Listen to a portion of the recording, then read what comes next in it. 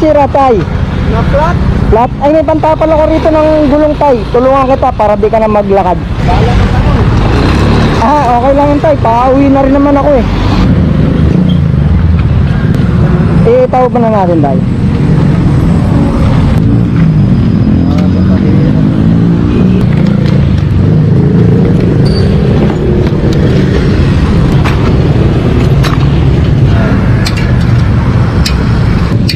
Kaya pinapabulkit ko yung gina doon. Umaga sa bahay. Pinabulkanize mo na to kanina umaga? Oo, kina umaga. Tapos, taplat ulit? Oo, yun ang tanghali. Pagtapos yung kain doon sa garments. Pag kayo, wala na hangin. Ito tayo gagawa natin paraan.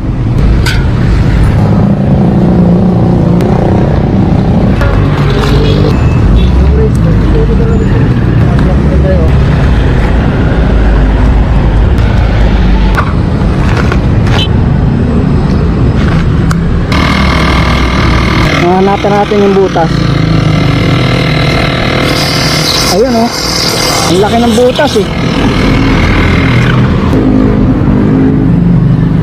Saan uwi mo? Oo. Saan uwi mo?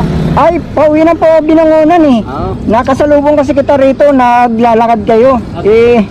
Baka gabihin kayo paglalakad eh. Ibig sabihin, bumalik ka. Opo. Akayin ko talaga doon papuntang bahay kaya. Aakayan mo na lang po sa bahay? Oo. Bakit? Ay, wala mo pabulkit dyan. Kaya yung mga vulcanizing dyan, hindi ko makakilala dyan.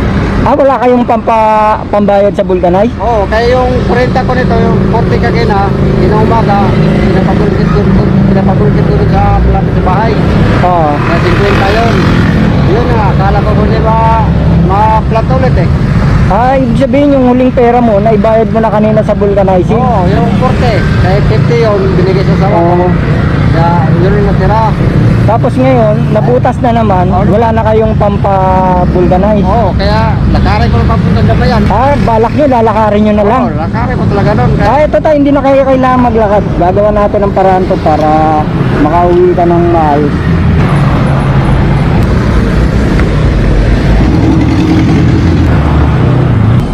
Yang pala talaga.